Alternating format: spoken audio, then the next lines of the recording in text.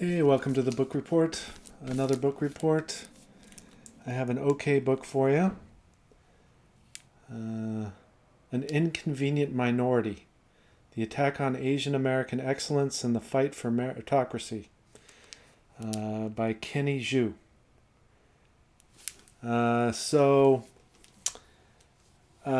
say it's okay. I mean, it's well written. I did read the whole thing. I mean, that's something, right? I don't read every book I pick up, and I did read it from cover to cover. It was well written, but intellectually lazy. I think there were quite a few sections where he dove into topics that he obviously did not research very deeply at all. I mean, a lot of straw man arguments, a lot of very concrete statements of fact without any footnotes, no support, no supporting evidence. Several things that are frankly just false. But a lot of stuff that I think rings true and that I enjoyed reading. It was also fun reading something from a more right of center perspective, although also annoying because he'll blame a lot of things on the left, right? That are more general problems across the board, and I don't think had a single criticism of the right. It was always the left, these boogeymen who control everything. It's like, give me a break.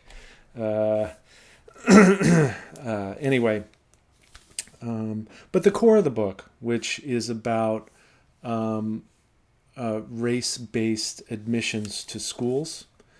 I mean, honestly, he should have written a pamphlet, frankly, and just focused in on his core arguments about race-based admissions to universities, particularly elite universities, which I basically agree with. I mean, people, elite institutions should be admitting people based on meritocracy, right? That's what really makes them elite. The problem is legacy admissions and increasingly racial quotas. That's a problem. Now, that being said, I think he's actually obsessed with elites, elite institutions, elite things. In fact, that's one of the things at the end. The afterword, I think, was one of the best sections. It basically summarized his position. It also had a lot of autobiographical stuff that I enjoyed. But he writes here at the end, some people play the elite game, and that gives them life. But I could never see myself doing that. It's like, okay, this book is completely obsessed with elite schools, elite everything, the elite.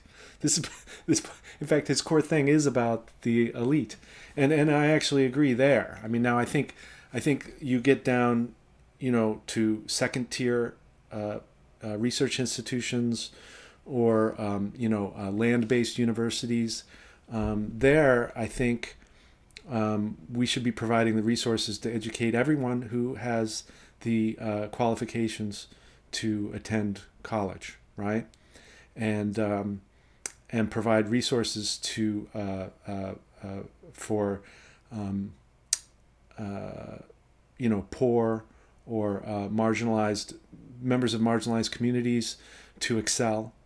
Absolutely. I mean, and there we could start talking about racial quotas, maybe. But there shouldn't be quotas. It just should be everybody who's qualified should be able to attend, period. And the resources should be there to do that. But anyway, but at the elite, and that's why I think I agree with the core of his arguments, in that elite institutions should be based on ability, merit, and I do actually agree with that. But there's a lot to disagree with. So Okay, so actually, one of the things that another thing I agree with him on is partly anyway is his critiques of um, Abraham X. Kendi, who wrote several best-selling books, including How to Be an Anti-Racist, and and he has a quote in here that I remember reading, and I remember when I read this, MLK Martin Luther King Jr. would is turning in his grave, and now he criticizes him more across the board. He uses some straw man arguments, which I hate. He's intellectually lazy. He really needs to tighten up his arguments here a little. I mean, there's plenty to criticize Kendai on, although I agree with him too. I mean, it's like, it's like just because you disagree with somebody doesn't mean you can't agree in other areas. Anyway, this quote is hard to read, but I'm going to read it. This is from Kendai from his book How to Be an Anti-Racist. The only remedy to racist discrimination is anti-racist discrimination. The only remedy to past discrimination is present discrimination. The only remedy to present discrimination is future discrimination. I remember when I first read that, I almost cried. I mean, it's like no, wrong. I mean, more of a bad thing. Two wrongs don't make a right. They don't. Now, that doesn't mean that we shouldn't be looking at race and using race, and I think just as much, other measures of marginalization, which race is increasingly not one.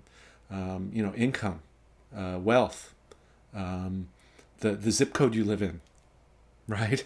I mean, there's a lot of things we can use to identify members of marginalized communities that need a leg up, right? I mean, anyway, so there's plenty of room for helping communities that are struggling with special programs and things like that. But it doesn't require discrimination. I mean, I do support Kenny in his critique there. Let's see. Right, and then he gets into lifting up the poor. So, again, when he gets into the real issues, he tends to oversimplify. There's a lot of gray. These are complex problems and complex solutions to a large degree. Okay. Oh yeah. Here's another one. He talks about the bad test scores in the United States relative to other countries, and that this is a cause of concern for future American greatness, or I forget his exact quote. That's a trope that gets old fast. Most countries do not test everyone. We test almost everyone. So to compare our test results to other countries is not valid. If you look at our best students compared to the best students of other countries, they're on par. They are comparable. Now that doesn't mean we can't do a lot in school districts that lack resources. I mean, we should definitely be lifting up school districts that don't have the tax bases that other ones, that richer school districts have. I mean, there's a lot we can do. I mean, to improve our test scores for sure. But to say, he jumps right from, comparing apples to oranges to, the future of the country looks bleak, is like, no. Our top students are right up there with the best in the world, for sure. Anyway, let's see there. And then, and then the whole elite liberal, now I could agree with him if he was more nuanced and he meant liberal in the classical liberal sense, because that would include most people on the right too, right? Well, increasingly not, because we got a bunch of freaking extremists on the right, increasing numbers of extremists on the right, and a few on the left too. But the right's a lot more dangerous at the moment, I think, in the United States, actually attacking. Anyway, I don't want to get sidetracked. So his obsession with elite liberal and lefties, it's like, look, there's plenty to critique on the left, for sure. I'm left of center, and I critique the left all the time. But there's a lot to critique on the right too, and he doesn't do it at all. And things that he states in this book as being a problem caused by the rulership of the elite liberals is just not true. A lot of those problems were actually caused by policies pushed by the right wing in this country. So anyway, oh yeah, and then on page 120. He gets into a movie called Crazy Rich Asians, which, just to be clear, my wife is East Asian. She grew up in East Asia, and she enjoyed it very much. I did too. I thought it was a fun movie. Now, you can criticize a little bit. It's sort of like, rich porn, but actually there were even a couple scenes in there that kind of said, having a lot of money isn't it's not it's not it's nice to have, it's nice to be able to do what you want, but having a lot of money doesn't make for a good life all by itself, right? You need friends, you need family, you need, right? There's more to it. So I think that anyway, it was a fun little movie, right? And he's on here, and he's criticizing the female lead when she meets her future mother-in-law, and he even says right here, it says, this scene was to convey Americanness, right? That's the whole point. The female lead was an Asian American, like third generation or something, like just basically a straight up American who looks Asian, right? And that's the whole point. And he even admits it earlier up here. But then he criticizes the scene about it. She says she bear hugged the fragile Chinese woman, give me a break, her potential mother-in-law, and squealed in off-putting delight. A break in manner so off-putting and out of line, I laughed out loud when I saw it in the theater. Well, out of line to who? Not out of line to an American who grew up in America as an American, right? That's the whole point. And then he says he even laughed out loud. That's the whole point. You're supposed to laugh out loud. His critique of Crazy Rich Asians is pathetic, frankly. It's just like he just doesn't get it at all. He expects a third or maybe fourth. I don't think the movie got into it. But, he expects a third or fourth generation X. I don't care what country your great-great-grandparents came from. You're basically American. And that's the whole point.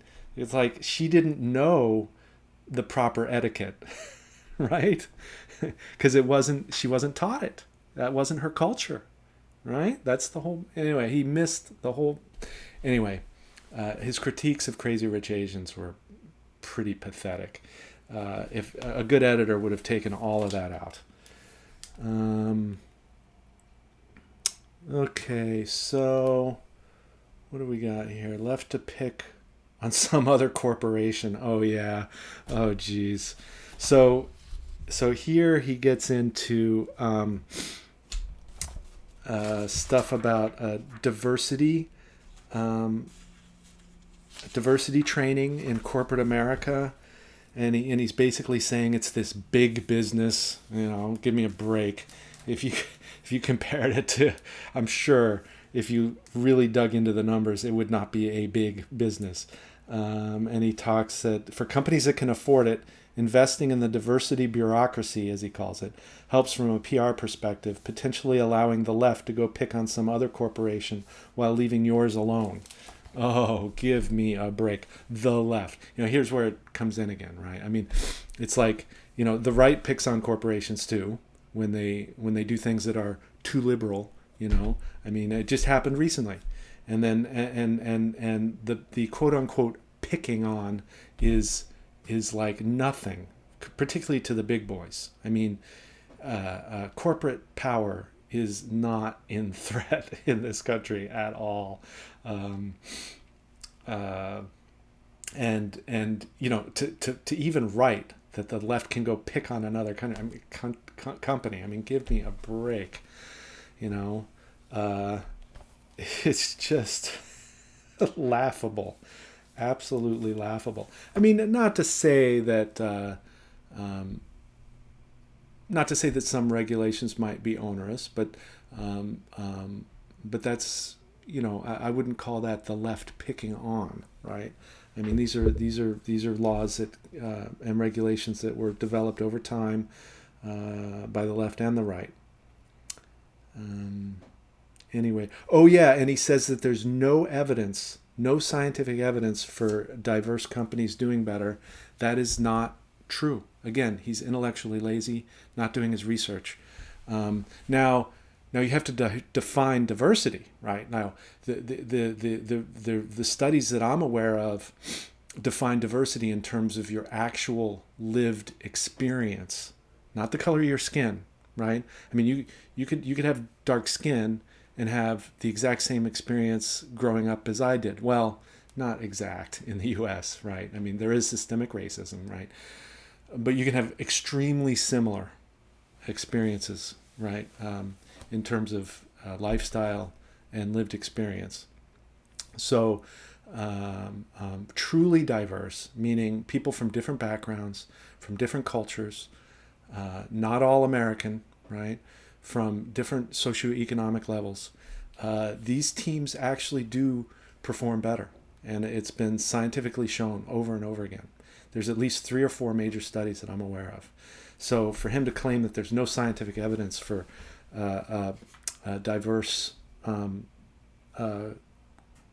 diverse groups doing better is false. Lazy research. And then the other another thing that people to the right, political right, get onto is equity, right? Okay. Equality and equity, some people define them slightly differently, whatever. It's mainly semantics. I mean, everything he quotes in here is actually pretty reasonable. A lot of straw man critiques, again, critiquing equity as being a problem. I mean, his one quote is something about having a equal footing, right? Equal footing. That's a floor. Equal footing does not mean equal outcome. And I know basically no one that is pushing for equal outcomes, or at least very few. I mean, you got to kind of be a little weird to think everybody should have equal outcomes. So anyway, he's critiquing a lot of the equity talk, and jumping straight from equal footing to, oh, they want equal outcomes for everybody. No. They just want a more level playing field so that people from the wrong zip code can actually have a decent shot at, a better life, or at least a middle class life, right? And a U.S. middle class life is pretty good by global standards. So anyway, yeah, that old saw, the equity thing. Again, a lot of straw men, really intellectually lazy. All right, let's see here. Oh, and then critical race theory. Yeah. He has a very reasonable quote from critical race theory, and then dives into all these things that aren't related to the quote at all. Now there are proponents of critical. Another thing is, and he should not have included that at all, again, because he didn't do a deep dive at all. There's a lot of different voices in the critical race theory world going back to the 60s, right? 70s. And a lot of different opinions, right? A lot of different perspectives. So like you could take one individual writer who claims to be in the critical race theory camp and take one quote and like, yeah, that's pretty extreme, but it's pretty much rejected by most critical race theory thinkers. Anyway, so the core tenets of critical race theory, I think, are actually pretty reasonable and pretty true on an intellectual level. And then and then he doesn't even mention intersectionality, which is one of the core components. I mean, anyway, his critique of critical race theory is lazy, inaccurate, and badly researched. I mean, it's just, again, that should not have even been in the book. But again, overall, well written. I hope he, tightens up his intellectual rigor. He is a good writer, and I did enjoy parts of the book. Yeah, if you're interested in the topic of racial quotas at elite universities, I would say this is actually a must read, or at least a skim. You can read parts of it. But I enjoyed the whole thing, just as a intellectual exercise. Just be like, oh, that's not true. So I enjoy hearing other people's perspectives, even if they are not well researched. It's just interesting to hear where the right of center folks are these days. I think they would benefit from some rigorous debate and research. Anyway, happy reading until next time.